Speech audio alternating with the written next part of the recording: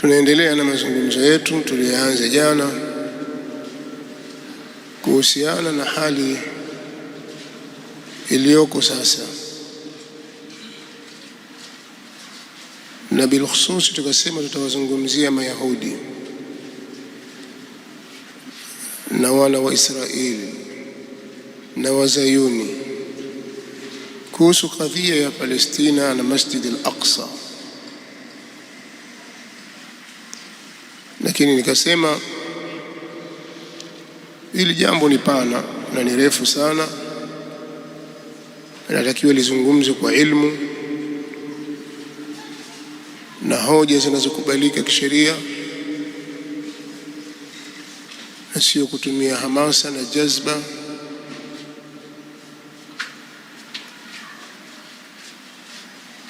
na mihemko, na watu kuchunga uadilifu, hasa tunapozungumza watu makundi mbalimbali, nchi na watu na mambo kama hayo. Lazima kuwe na uadilifu na ukweli ndani yake, kwa sababu tutakwenda kuulizwa mbele ya Allah subhanahu wa ta'ala. Lakini mazungumzo haya pia yatatuvuta sisi tuzungumzie kuhusu Shia, na sababu kubwa ni hayo yanaendelea hivi sasa huko Mashariki ya Kati, kwa kuonekana kuwa Mayahudi wakishirikiana na Wamarekani wakimpiga Mwirani Mshia. Na kabla ya hapo imeonekana ya kuwa Mashia walikuwa wakiitetea Palestina kwa kupeleka makombora kadhaa katika nchi ya Wazayuni baada ya kuivamia Gaza na kuwaua watu wake na kuvunja mji na kuharibu miundombinu. Inaonekana kuwa Waarabu wamekaa kimya, hawasemi kitu,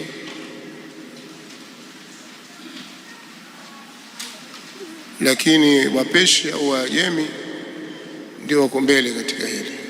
Kwa hiyo wao ni watetezi wa kadhia ya Quds, al-Masjid al-Aqsa, watetezi wa Uislamu. Hilo lilionekana na maneno yakawa mengi sana, na bado watu wanazungumza maneno mengi sana, na ushabiki uko mwingi sana, Waislamu na hata wasiokuwa Waislamu, kila mmoja anazungumza kwa namna yake. Siasa zimeingia, utaifa umeingia, ubaguzi wa kimadhehebu, wa rangi, chuki binafsi, hasad, vitu vyote vimeingia kwenye mazungumzo, na kila mmoja anazungumza kwa mvuto wake. Sisi tukasema kwa munasaba wa sisi kuisoma surati Yusuf, na mazungumzo mengi yalikuwa ni kuhusu wana wa Israeli, ipo haja kulitazama hili jambo kielimu na taratibu za dini. Kama kuna hoja za kufanya, kuna mahali pa kurekebisha, tuna mchango gani na sisi, ipo haja. Jana nikazungumzia kuhusu wana wa Israeli, historia yao kwa ufupi, nikaeleza kuhusu Waisraeli au wana wa Israeli, tukaeleza kuhusu Mayahudi na Wazayuni ni kina nani na kuna tofauti gani. Tukaona wanaoitwa wana wa Israeli ni jina walilopewa kwa kuzingatia nasabu zao, ni kila aliyezalikana kupitia uzao wa Israeli kwa watoto wake 12. Israeli ni mtume wa Allah Yaqub, kwa uzao wake watu wote wanaojinasibu wanaonasibiana na ukoo wake na yeye wanaitwa wana wa Israeli.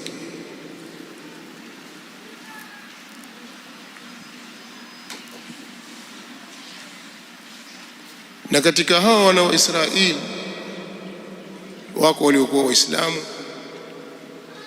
kwa kuwa walifuata mila za baba zao,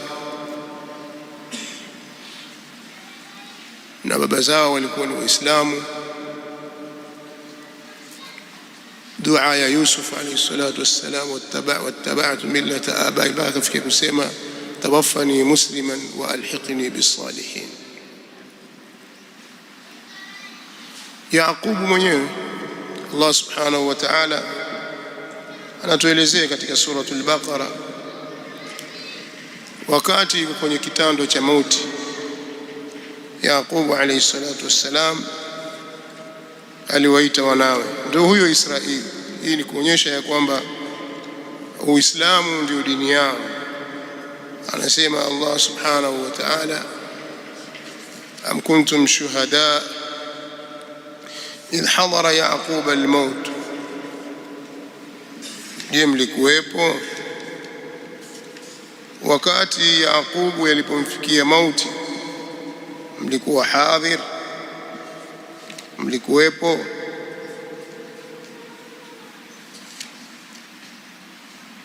Idh qala libani, wakati Yaqubu aliposema kuwauliza wanawe, ma ta'buduna min ba'di, kitu gani mtakachokiabudu baada yangu? Mtaabudu nini? Qalu na'budu ilahaka wa ilaha abaika Ibrahima wa Ismaila wa Ishaq ilahan wahida wa nahnu lahu muslimun.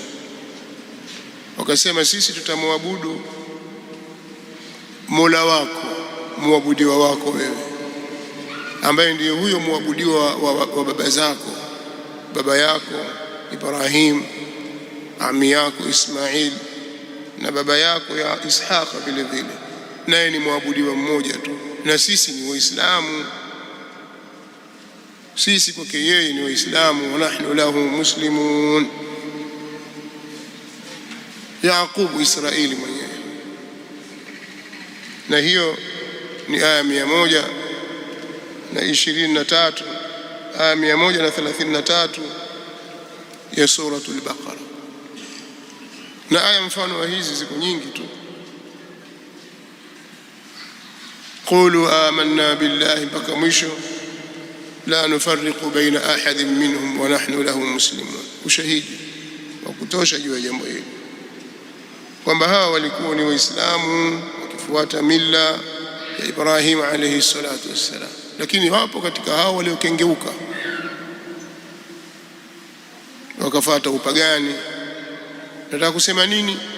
Nataka kusema kwamba sio kila mwana wa Israeli basi yuko kwenye dini ya sawasawa, dini ya wazee wake, dini ya Nabiullahi Musa, dini ya Nabiullahi Harun, na baada yao kina Daud na Suleiman na Isa na Zakaria, kina Yahya.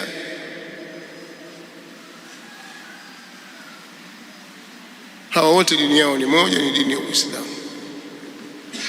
Lakini wapo walioshika mila hizo wakawa katika mila ya Nabiullahi Musa alayhi salatu wassalam, wakaishika Taurati vizuri. Qur'ani imewaeleza na kufafanua jambo lao hilo.